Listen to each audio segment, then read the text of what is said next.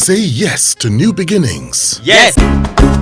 Say yes to new beginnings. Yes. Say yes to... Now, what is your general and candid assessment of Nigeria's politics?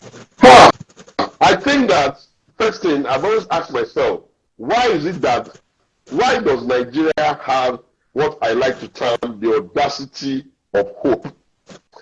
And I put it that way in the sense that it seems as if there's something that connects all Nigerians together. There is just that belief that we can be better, or that things can be better.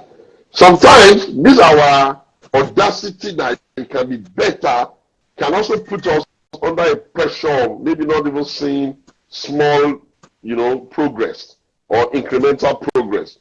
And it can make us slightly a little bit too critical without really seeing, okay, yeah, we're not uhuru yet, but what have we done in the meantime? So I think that my understanding, my assessment of the Nigerian electoral process is that, one, there's been a great improvement between 1999 and now. In 1999, the military leaders who were trying to exit the country prepared the framework to give the country something that could stabilize it. Obasanjo, who had nothing to do with the politics, ended up being president. Obasanjo having to contend with the issues of the day at that time, stabilize the country, get it back to be removed from a pariah status, give the country better imaging, do that and all that. He did what he had to do, but using a lot of the tactics and the training he's gotten as a military officer to get it done.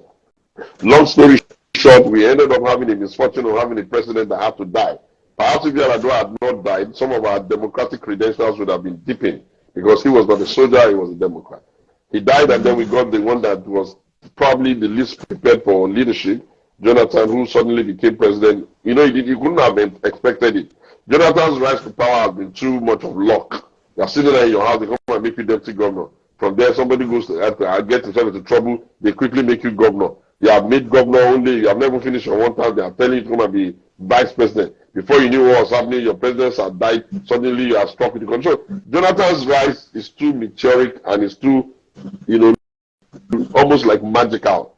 But the consequence of it is that he didn't understand, in my opinion, the real nuances, not intricacies, nuances of holding down power in a democracy. It was too blue-eyed. Before we knew what was happening, our friends had gone and packaged a former military officer who ordinarily must have been their enemies all through life until they got to that point, and then rebranded him Trust Bola Tinubu, and I know how his mind works. We had a president in Buhari. So when Buhari came on board, about this time when they were trying to swear him in, I left the country. Not that I was on I just wanted a holiday. But the thing that thing did for me was that I was abroad, so I couldn't really get all the everyday news from Nigeria. The only way to see the news about that transition program and all that was on the internet. And one of the beautiful things about watching something on the internet is that you get to read comments. You get to read the comments that people are writing and all that. And I must say, with every sense of responsibility and decency, that Nigeria has never had a transition where people were that hopeful. The hope that Nigerians had in the Buhari coming to solve stuff and all that was so palpitating that you had to say, wow, Nigerians are really behind this guy. That was what I saw. When he came into power, and then, he was too slow in forming cabinet. Maybe that's his style, slow and steady, or maybe Baba goes slow, I don't care. But the point is that the result is what we got. By 2019, when I was Atiku's, I'm still a spokesman though, but not in the space and the gravitas of 2019. 2019, I made up my mind that, okay, instead of them having, everybody used to call themselves director of media, I chose spokesman, and everybody started using spokesperson. And then I decided that instead of just, abusing yourself and all that, I was going to do stylized narrative. And in stylized narrative, that means you have answers, you explain, you try to be, engage people, you have the argument, you do the debate, so that it can be, my thought was that let it be enjoyed by another generation who are not exactly on the table cloning themselves. I want to be able to have it nice. And so that was that. I believe that to a reasonable extent it was not as toxic as this last one, that they were just basically deceiving themselves, falling on the ground, abusing themselves, cloning themselves. It was damn too ugly. Young people will never like democracy the way the last one was done. But I feel that without being immodest, the way we did the 2019 one was good. I thought Atiku won, and I was amazed that the numbers, I thought he won. And I also think very strongly that it was rigged. But what had been my great challenge with the Nigerian democracy from Atiku's point of view was that I've always wondered why Atiku is just so calm. He never instigates people to violence, and people never go violent on his behalf. So I thought that, okay, if they were rigging you in those in 2019, why was everywhere so calm? So by the time we were coming to do 2023, I had designed a completely different approach to it to make sure that he wouldn't have himself holding the short end of the stick. But alas, he had his own devices.